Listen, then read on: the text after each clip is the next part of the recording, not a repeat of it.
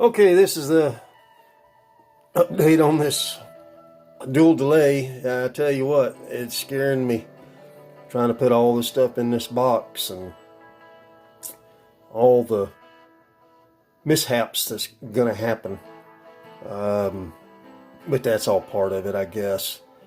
Yeah, I mean, it was kind of making some noise like I had lost the circuit, and I got really panicked for a minute. Anyway, I just wanted to kind of touch on this thing, make a little quick video again. I added a switch here, so I've already put that in. Everything looks good on the front. It's just going to be taking your time. As wires start moving around, anything could happen. And this grounding situation, I'm going to have to clean it up.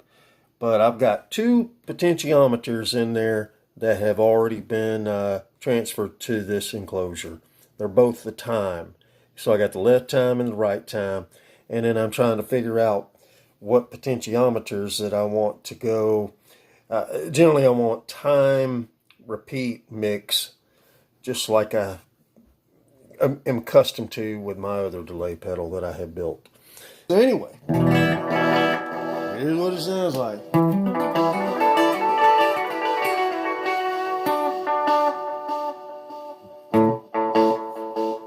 So you can definitely hear two delays in that. Little ping pong effect, what I'm getting at.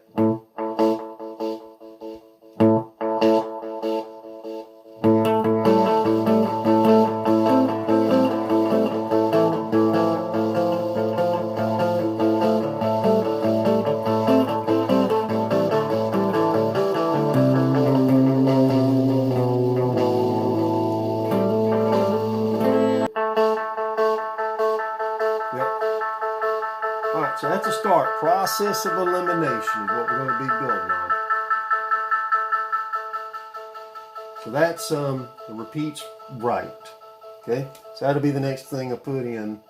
And so, you already seen pictures of it. It's looking pretty good. And got a lot done today.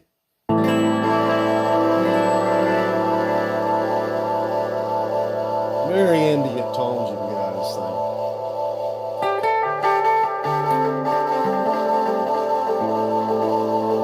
thing. Okay, so today's August 5th, and I think the last documentation was the 29th, so I worked on a lot of it yesterday. So where it was last night was I had two potentiometers in there. Those are both the time, the left side and the right side. And I've been testing as I've been going. And now all 6 potentiometers are in there. I'll zoom in. You can see them all. And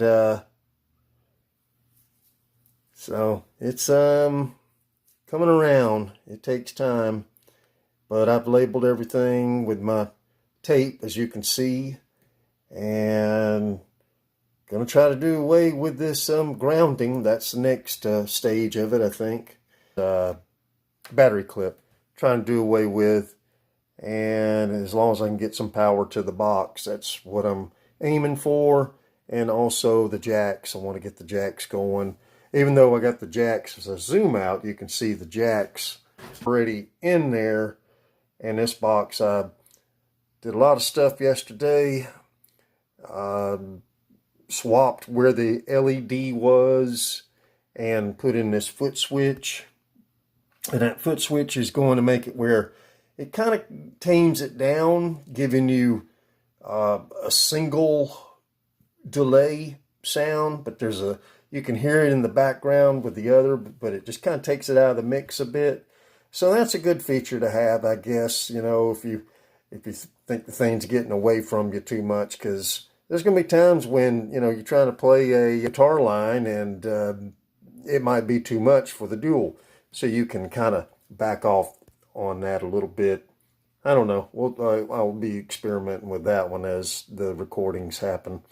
6 potentiometers in there and just a lot of wiring. I just got through hooking this up. So those are the the wires that are permanent now instead of all that speaker wire. I've been eliminating a bunch of wires today. And as you can see, I got all 6 potentiometers in there.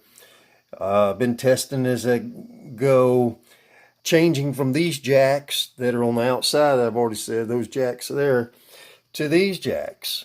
And the true bypass switch comes into play. So, you know, and just eliminate the battery clip. Maybe that's the next thing. But there's my schematic.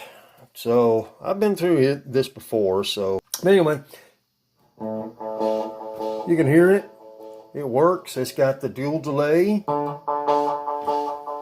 Also attached this, which is my selection, I guess. Whether you get maybe a single delay with that ambience in the very far background. You can kind of hear it. I'll demonstrate that a bit. I'll go ahead and press that. So you hear it more of a single now. As soon as I do this, you can hear that engaged. So that is more kind of like a, not all the way, kind of like a single delay versus a dual delay.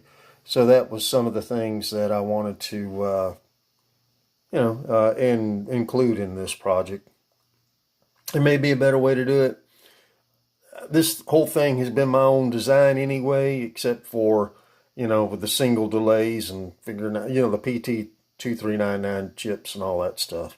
So, not much to, look at schematics and all that. So you just gotta it was an accident, more or less, to come across the dual. But I'm getting close, as you can tell. Okay, so where we left off was the jacks were outside of the box. I had them way over here on, as you can probably tell from the other videos. Those jacks just didn't work that were in the box. So I took them out and I ended up putting the ones that have been used this whole time in their place. So took a while to sort all that out. So the jacks are in there now. And another addition is the battery. We had a battery clip over here. I've done away with it. And now we're going to where the AC jack will be. So basically did a lot of consolidation of the wires and getting everything to, to fit all in this enclosure. And, one of the things that I got to tackle next, the bypass switch. So I got to figure all that out.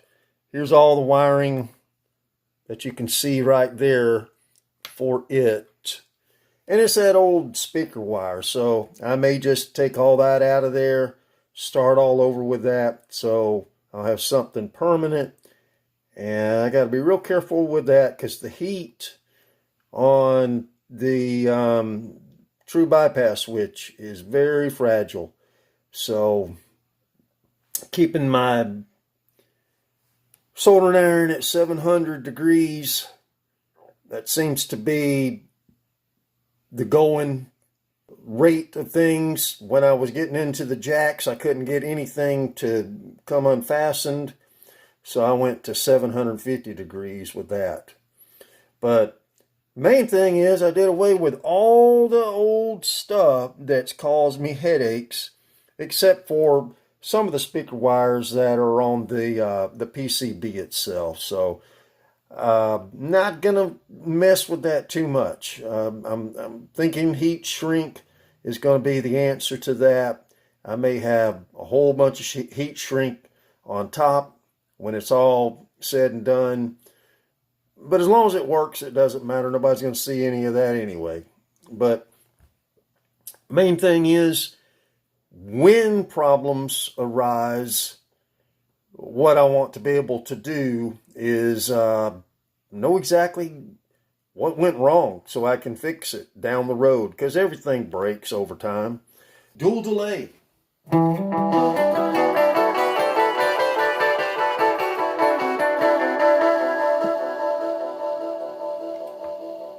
And if I press that button, it's more like a single delay. And I might call that like a ducking delay. That's another way to describe what's happening here.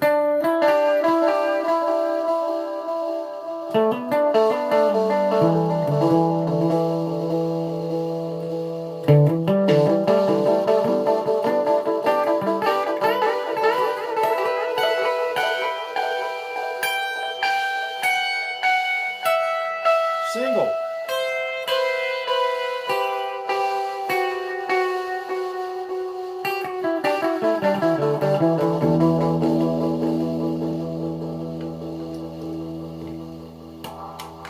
Now you get the dual.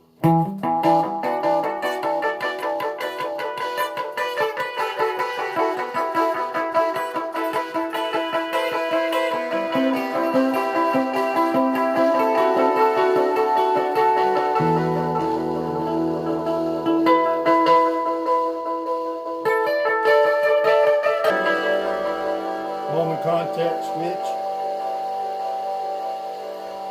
Kind of hard to do that one.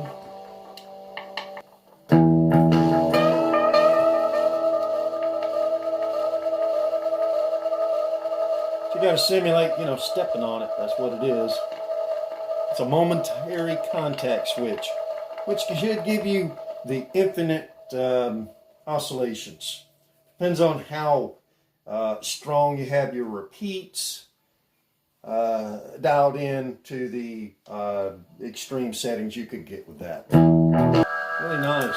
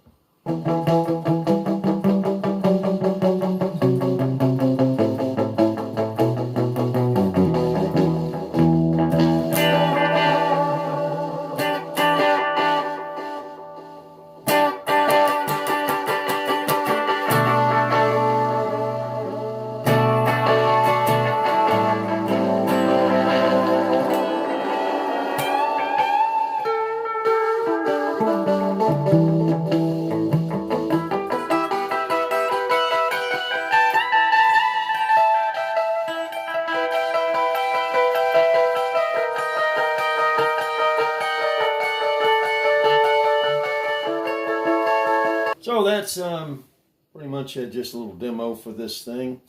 And like I say, the true bypass switch is what's left to do. Here is the roundup on this. I now have the push button switch, which turns it on or off. That's what we call a true bypass switch. That's what that is. I've got some alligator clips. I was just testing to see if everything was working. The circuit works. When I turn it on, the LED lights up. Maybe I can get down in there and see it. See? Yep, you can see it right there. And if I just kind of hold that on its position, you can hear the dual delay working. And if I turn it off, there's no red light. There's a light. So all I gotta do now is put this true bypass switch right there, and more or less shorten up the wires and get it ready to go in this box.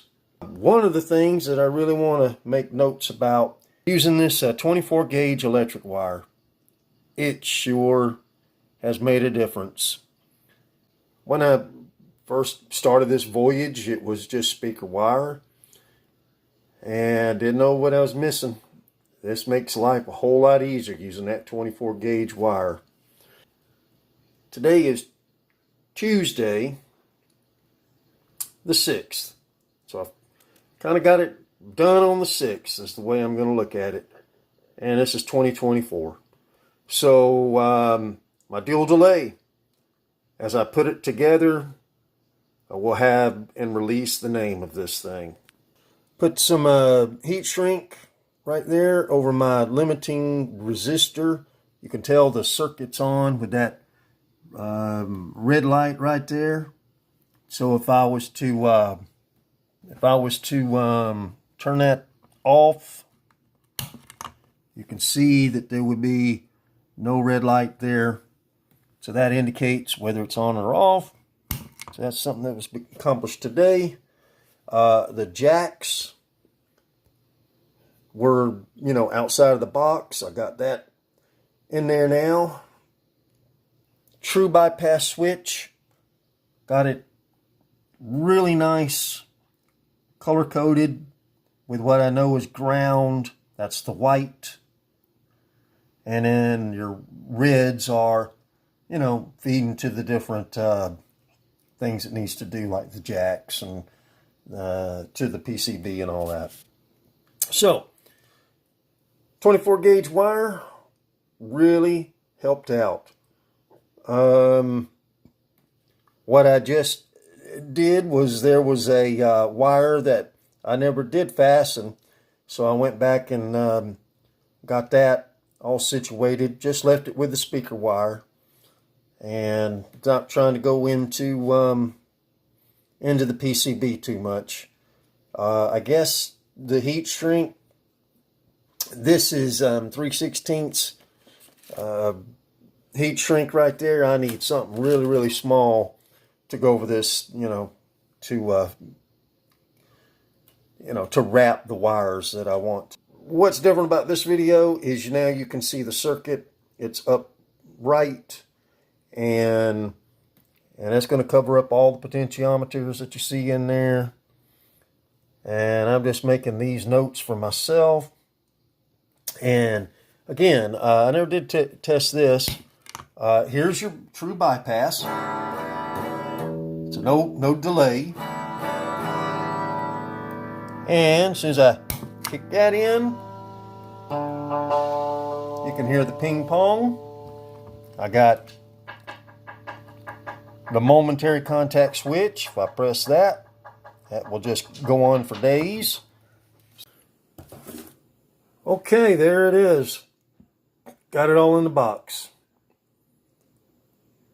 And I kind of rushed ahead. I had some issues. It was a problem-solving thing as I went. I had something happened with one of the other PT2399s. And I had to troubleshoot it today, so it took way longer. But I've only got 5 wires that have to be with, and you can see the black tape around the different ones. That's 1, 2, 3. And so there's a total of 5 of them. And I just wrapped the wires. I didn't solder them. I wanted to make sure that it was going to fit in the box, and I'm going to wait on the proper heat shrink so that, it's going to be short wires versus more excess wires than what I need, I guess, what I'm getting at. So it works.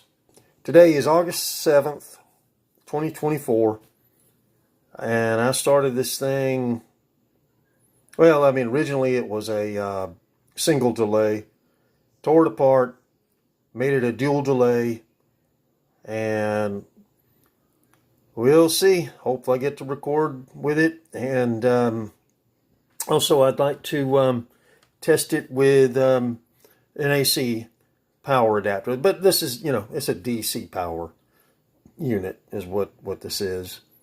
And I'll be testing with a 200 milliamps is what I have. That's the tester adapter I've been using, power supply. I did take some chances on some of the wires and did away with them. If I had not done that, then it would have been a lot more wires to use heat shrink with. But let me play this little note here. You can hear it ping-ponging. It went through all kinds of crazy stages today. I thought I lost the circuit completely and was getting very distraught. But then, like I said, I found that little loose wire. I looked and looked and looked and looked, and there it was, finally. And how I checked that was my voltages were wrong on the second PT 2399. So the second delay chip was, I thought, had bit the dust, and come to find out there was some sort of grounding that was not there, so it was getting the full voltages on the pins. And I have been down that road many a time, so I kind of knew what to look for.